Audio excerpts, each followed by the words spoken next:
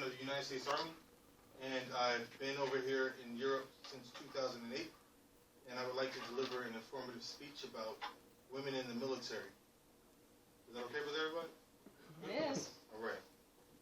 I'll be taking you through the many roles that women have played in their never-ending quest for equality and fairness. Okay? The question this speech is going to ask is, are women capable of facing the harsh realities of war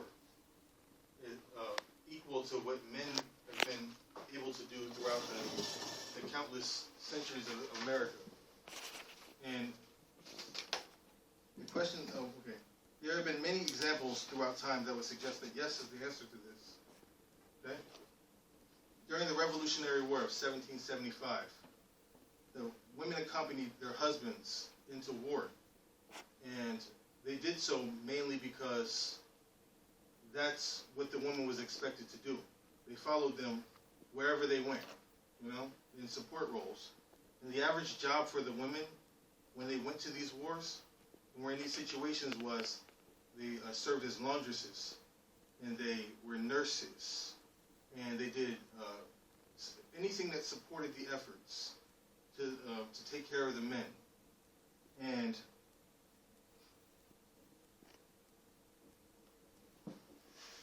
they were also cooks, okay? And that was the stereotypical role for women at this time, in this period of history.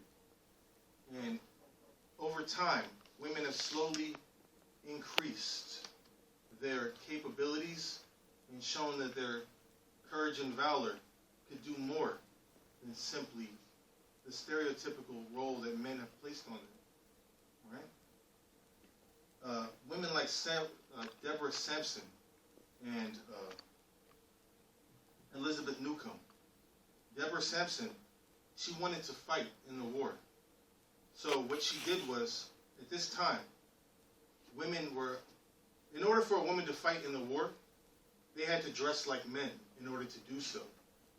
So they would don men's clothes and fight next to the men to prove that they could do more than these support roles.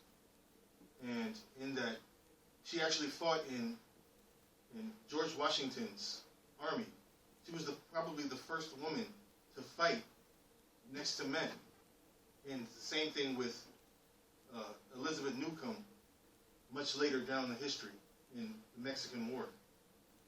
But these women, as soon as they were figured out to be women because they were injured in combat, they were immediately put out of the military, which is not fair. But that's the way that life was back then. These gender bias codes. Okay.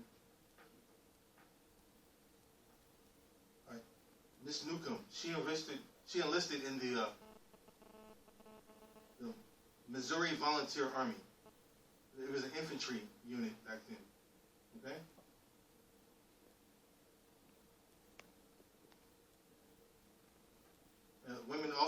Later on, women also came to serve as spies and other more valuable, according to men, more valuable respects as time went on. Women throughout time. Okay. And in the last 2 years of the Civil War, women were allowed to join the military, like for real. They were actually allowed to be in the service. And during World War II, nearly 500,000 women were serving as mechanics and drivers in non-combat related activities. And in Congress, 1948, and in 1948, Congress passed a law that allowed women to actually be recognized and serve alongside men for the first time. They no longer had to pretend to be men in order to get recognition. And they didn't have to fear they were going to be put out of the military because they wanted to do more. And women they've also served valiantly throughout other wars as well. And the law that Congress actually passed was the Women's Armed Service Integration Act. That's what actually allowed women to be a part of the mainstay. Women Women served in the Korean War, all the way through the Vietnam War, and other wars. And at the end, in 1973, the official draft ended. From the men's draft ended. That meant that there were no longer. It meant that there were enough people serving in the military by that point that they didn't need to draft people anymore, because there were enough women supporting the effort, and that opened up a lot of opportunities for women.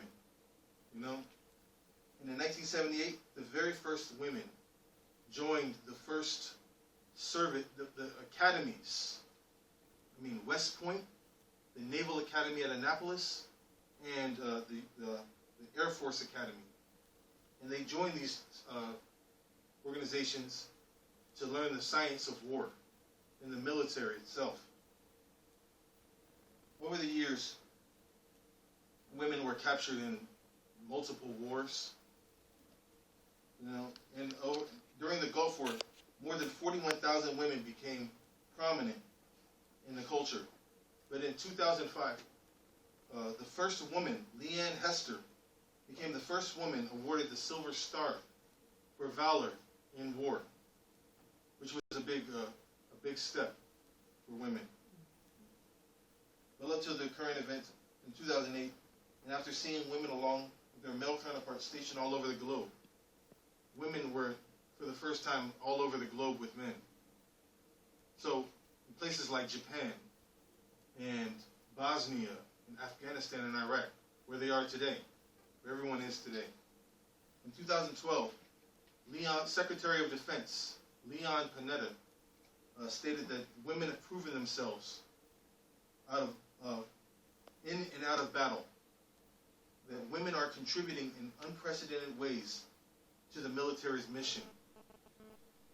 Through their courage and sacrifice, patriotism and great skill, women have proven the ability to serve an expanding number of roles on and off the battlefield.